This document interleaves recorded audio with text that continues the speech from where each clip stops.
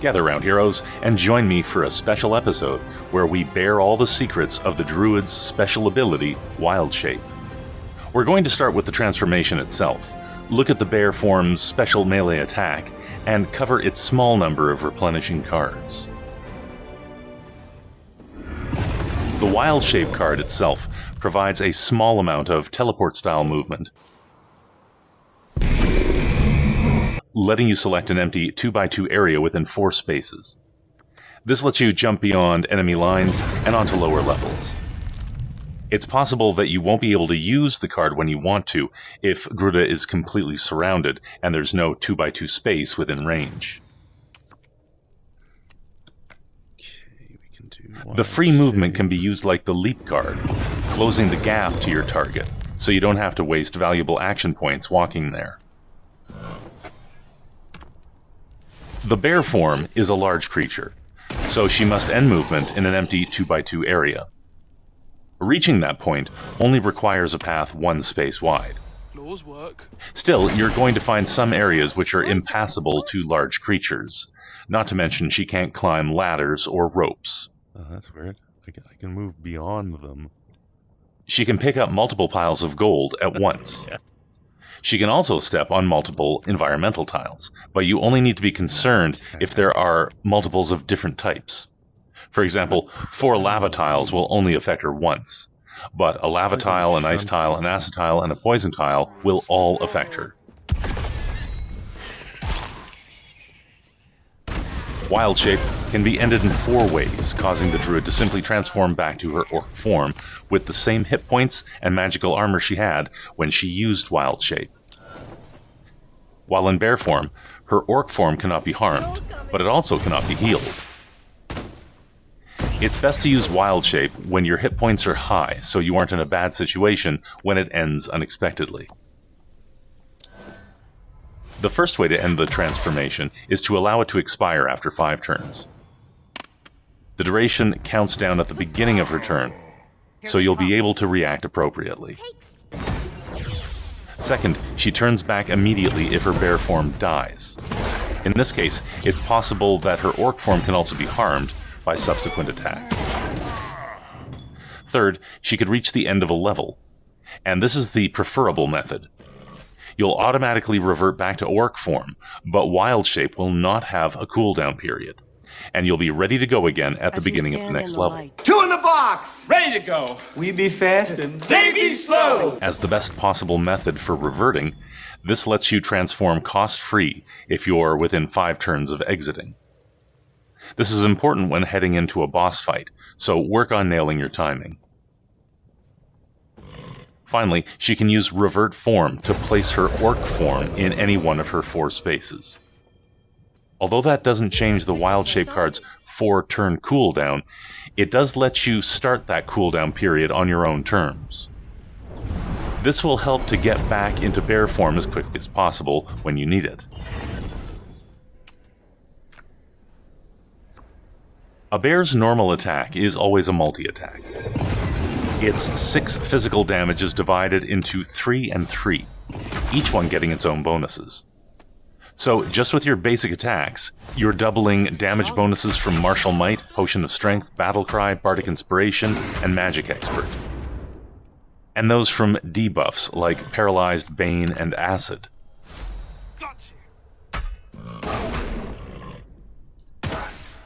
It also doubles debuffs cast on you, and the effectiveness of enemy barkskin. So if you're hit with Disarm, you might want to revert form immediately and use magic instead of pause. If an additional attack is activated by Honed Instinct or Double Tap, it's doing the full attack damage, 6 points. Critical hits will do 6 and 6 points. So with multi-attack, Heated Body is doing extra damage to your bear form. Bear attacks don't activate some traits. You'll find that Knockback, Crushing Blow, Inspiring Speech, and Distracting Strikes are not usable while in bear form. That takes away some of the potential of Strength and Charisma builds. The double attack still activates other traits, such as Warborn Surge and Primordial Strikes. and does so with each hit, effectively doubling their chances.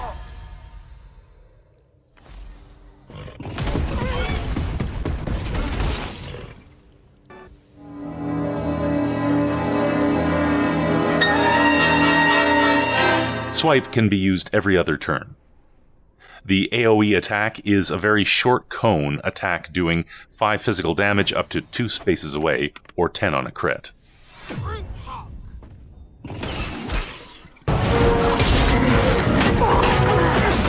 This doesn't get all the same bonuses as a regular attack, but it gets Primordial Strikes, Battle Cry, Potion of Strength, Bardic Inspiration, and Magic Expert bonuses.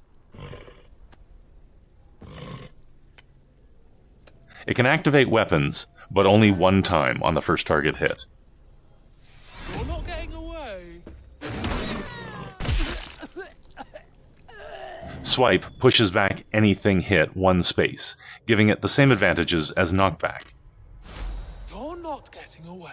Get out of my way. And it's even possible to detonate exploding, frozen, and water barrels safely, but only if you're swiping through a primary target and hitting the barrel in the back ranks. Rip and tear.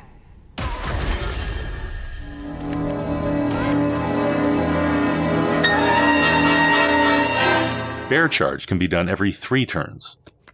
It does a similar 5 physical damage, or 10 on a crit, in a line 7 spaces long and 2 wide. It gets the same bonuses as a regular attack, including Martial Might.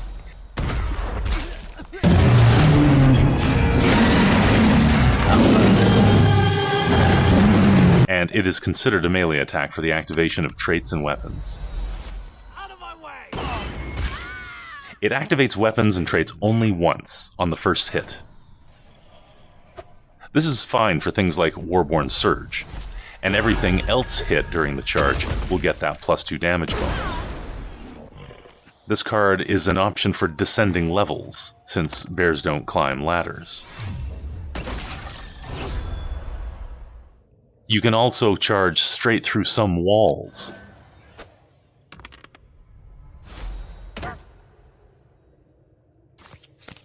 The endpoint of the charge doesn't need to be an empty 2x2 space. She will simply be moved to the nearest available 2x2 space at random. That can ruin a follow-up Fearsome Roar or Lightning Suffusion, so make sure you're targeting an empty 2x2 space if that's where you need to be. Otherwise, it can teleport you someplace unexpected. Passing through.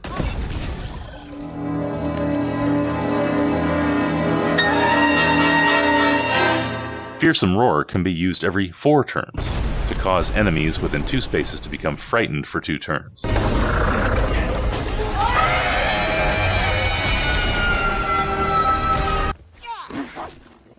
Because of the bear's size, the AoE is 6x6. It works well at the end of a charge. Like all fear attacks, the Frightened status forces immediate movement, which causes additional damage from environmental tiles and cordon of arrows. I'm going to try a Goading Roar. Goading Roar is the opposite. It can be used every 3 turns to cause enemies within 3 spaces to become taunted for 2 turns. Combined with bark skin and an expendable bear form, this can work quite well. Even better with thick-skinned and battle-hardened.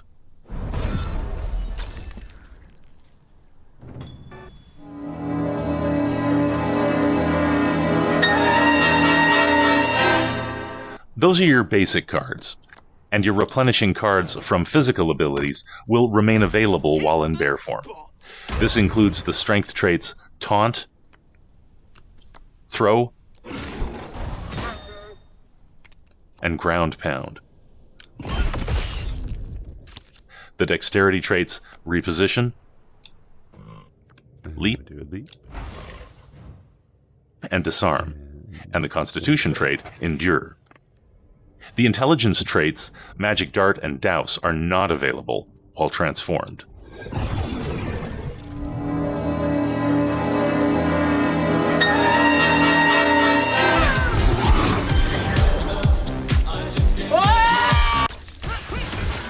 The Tier 2 Druid trait Primal Leap also grants a card that replenishes every 3 turns, but it only appears while in bear form. That means, depending on how you play, it will be available about half the time. But on the other hand, it doesn't take away space in your card hand. At least not the one that I matters. appear to be too big to get in here. I find this is an important card to have for maneuverability. Once Bear Charge is used up, you can easily find yourself in a situation where you can't pass through an area, or at least it slows you down. Primal Leap gives you another option to keep moving. It has a range of 6 spaces and requires an empty 2x2 area to land in. All surrounding spaces take 3 physical damage, and this is not considered a melee attack. The damage is actually pretty tame, so you won't be tempted to use this in lieu of a normal attack, just for movement.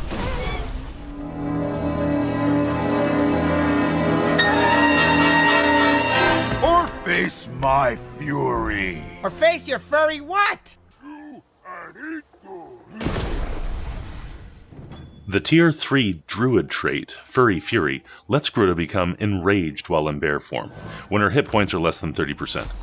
That's 6 hit points and under. Or with the Tier 1 and Tier 2 healthy traits, you can get that up to 8. Resilient at Tier 1 is also a very good alternative, letting you become enraged more easily while staying in the zone for longer. It's still very difficult to maintain, since any healing or damage can take you out of it. While enraged, your attack score goes up to 9. Normal attacks are still dealing half that, rounded down, so 4 and 4.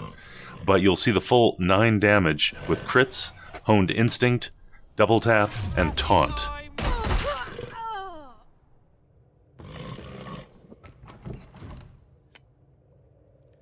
Swipe and Bear Charge use their own damage values, not the attack value, so they aren't going to see any increase. The most impressive part is the additional action point you'll receive. It's more restrictive than the fighter's action surge, so you'll likely be using this for an extra regular attack, but since the bear hits twice, it's a big extra. This trait pairs well with healing. Even though it will end the enraged status, the extra action point remains.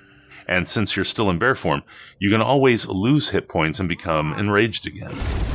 You can dip in and out of enraged, getting an action point each time. That makes Juggernaut a useful tool in bear form, controlling how much you want to heal by what you attack. Relentless Endurance doesn't help keep her in bear form, but Death Ward does. You threw my sandwich away. My sandwich! My sandwich! The Flame Form staff gives you the heated body status effect while in bear form, dealing 2 fire damage back on attackers. Every bit helps, though you might not want to use this and Storm's Wake together since fire and water don't play well together. The higher tiers of the staff also reduce fire damage you take by 1 or 2 points, effectively making you immune to the burning status. The weapon is only effective during monster move, but that doesn't mean you're stuck using it on your turn. Weapons can be swapped while your action is being animated, so if you're using Storm's Wake and then swap to the Flame Form staff as your final attack carries out, you will gain heated body at the end of your turn. See? You don't need to stick with the Flame Form staff while Gruta is in bear form. Weapons will still work normally, even if you can't see them. Obviously, some will become pointless. You can't play the cards buffed by Staff of Evergrowth and Whipsicle, but you can select Druidic Staff if you'd rather have Bark Skin than Heated Body. Green Harvest works with your melee attacks to apply Thorny Vines to your target, and the 2 hits bring that chance up to 64%. If you have Primordial Strikes, it could deal fire damage, which will remove them again. Big bear incoming. Storm's Wake becomes doubly effective. The damage is applied twice on a regular attack, and again whenever Honed Instinct or Double Tap activate.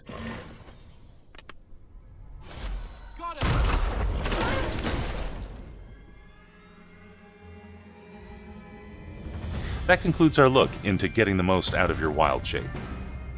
We've barely covered the Druid's abilities here, so make sure to check out the Fundamentals video, covering cards, traits, and weapons, and the upcoming supplemental video, covering alternative abilities and builds. This has been my wine, and I'll see you in Helm's Hold.